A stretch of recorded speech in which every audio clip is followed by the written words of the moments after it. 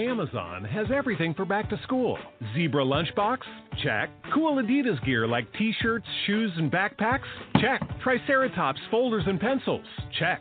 Laser Cat t-shirts? Check. Get your back to school shopping done now at amazon.com/back-to-school and enjoy free shipping on millions of items. No need to leave your home or hassle with crowds. Amazon.com. No better place to get everything back to school from A to Z.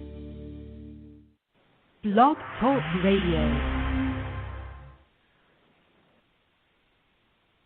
And welcome to Unlimited Realities. I am your host, Lisa Zimmer, and today we have a brilliant guest. We have author Philip Shepard, author of New Self, New World. And Philip is truly a 21st century Renaissance man whose success in being an actor, director, writer, builder, designer, and corporate coach has accumulated in the genius of his book, New Self, New World. Philip, thank you so much for joining us today on Unlimited Realities. It's just such a delight to be here. Thanks, Lisa. Well, thank you very much. I'm looking forward to an unlimited show. Well, it's unlimited for the next 59 minutes, so we are. What could be better? What could be better? We have. This is such a wonderful book. I really, really enjoyed reading it. I recommend it highly to everybody. It's such a groundbreaking book that offers so much wisdom in understanding ourselves, but it doesn't leave you there because you offer tremendous gifts in the tools and the exercises that you also provide to kind of weave in there and guide us so we can shift and evolve into our most authentic self. Let's talk a little bit about what got you to this place, because at 18 you have a fabulous story. At 18 you left Canada and you went to Europe and you got on a bicycle and you cycled solo throughout Europe, the Middle East, Asia, and you ended up in Japan. I'm sure that those cultures really flavored you and your perspective in regard to how this really planted the seed in regard to this book being birthed. So could you talk to us a little bit about what you felt and went through in your own shift, traveling through these many different countries and cultures? Yeah, you know what? I actually, that was one reason I left, was for that shift, because I grew up in, kind of the North American suburbs, and honestly, I felt my thinking, my ideas were being funneled into these well-worn grooves, and I couldn't jump out of them by myself. I knew that they were sort of tracks laid down by my culture, with all its instructions about what constitutes normal and up, down, in, out, over, under, all that stuff. And I knew that the only way to jump the grooves was to jump the culture. So I really did deliberately set out. It's one reason I traveled by bike, because, my goodness, on a bike you're vulnerable and exposed. It's not like being inside the capsule of a car. You see someone on the road, you say hi to them. I mean, it's just the way it goes. And I traversed so many different ways of understanding what it means to be human, what a society means, what a village means, that by the time I got back to Canada, and I was away for 2 years, I suffered culture shock for the first time when I returned home.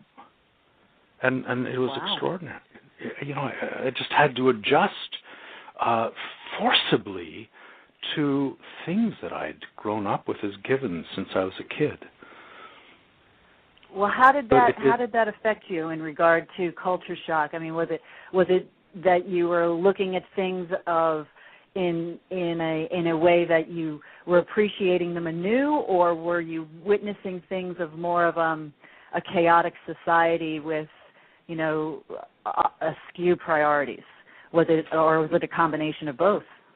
It's more that there were these vast tracts of what we come to accept as reality that are just areas of our culture we can't question. And so, you look at things and you begin to ask questions in a way that, for me anyway, I just wouldn't have been able to had I not passed through so many different ways of being. And for me, the biggest question of all really had to do with how we live in our heads and how deeply, deeply supported that is. In fact, if you step back from our culture and look at it, it's this huge kind of machine for teaching us to live in our heads. That's kind of what it's turned into. Yes. It's language, it's institutions, it's hierarchies, it's relationships. It's such a deeply and dangerously male-inflected view of reality, and it's just a story, but it's a story that we've been developing for so many millennia. I mean, really since, for 10,000 years we've been developing this story, because 10,000 years ago was kind of a pivotal point, because we'd been, as a society, or as early European Paleolithic cultures, we'd been oriented around female values, and they had sustained us for hundreds of thousands of years. And then we discovered agriculture, and we suddenly saw the potential not for just honoring what was around us and benefiting from it and coming into harmony with it, but of actually overpowering it and implementing tools in such a way that we could control what was around us. And that was kind of the beginning of a shift towards male values that we haven't looked back from since. But it's at this point our tools are so hugely potent that the damage we wreak is incalculable. And we, we're sort of, I think we're at a precipice. We either need another major shift, or we I don't see much hope. Well, it's it's one of those things where it's the value that's placed upon what our priorities are, and I've one of my biggest confusions in regard to teaching children in even kindergarten is that they stop short of teaching children that we have more than the fifth sense. We have the sixth sense, which is the intuitive feeling sense. And I think that if we could incorporate that more on a global level, we could change. We could shift the universe. Because if that knowledge and that insight was implemented and a seedling at that point, God knows where we could go with that emotion and that connection with divinity. But you go ahead. I'm sorry. Well, I was just going to say, I absolutely agree, but the big kind of impediment that you face in trying to teach kids that is that our view of the world is one that only accepts 4 dimensions, basically. Yes. So we learn that the world has 3 dimensions of space and 1 dimension of time, and that's it. It's a material universe. And in my book, I talk about consciousness as the 5th dimension. It's inescapable. And once you recognize that is a dimension of your world, and you adjust to that reality, then all those other things are sort of natural consequences of that recognition. So the big question for me is how to bring our story about reality, or our view of reality, into line with what actually is. So it's not wish fulfillment. It's just, if you begin to ask questions, if you look at the findings of quantum mechanics and you see at this subtle level, mind and matter can't be separated out. They're 2 aspects of one thing. They're so intimately related, and I think we're so attached to the status quo that leaves us in this fantasy land of the American dream, that it's really hard to wake up from that. Right. And you also have, that brings us into the first, area of discussion here. You talk about the known self, and you have 9 actual spheres of the known self, and that's kind of what we're talking about right now is the story and the perspective of what we hold and what we carry within ourselves. Can we talk a little bit or touch a little bit briefly on what those 9 spheres encompass within ourselves? Absolutely. Now, the essence of understanding the spheres is one that says, our idea that intelligence is the capacity to reason, and that's what intelligence is. It's our ability to manipulate abstract symbols, is such a destructively narrow view of our intelligence. I basically, in the book, I say, intelligence is sensitivity. And you can have a sensitivity to melody, you can have a sensitivity to a child's tears, you can have a sensitivity to arithmetic relationship, you can have a sensitivity to rocket science, but they're all sensitivities. And once you recognize that intelligence is no other than sensitivity, then you begin to look at how we actually shut our intelligence down by diminishing our sensitivity. So those spheres that kind of map out our sensitivity in a way begin at a level where you are thinking about your own thoughts, basically oblivious to the world. So it's like a closed system. And then that system sort of opens, like you're aware of the world, but it's as though you're looking at it through a window.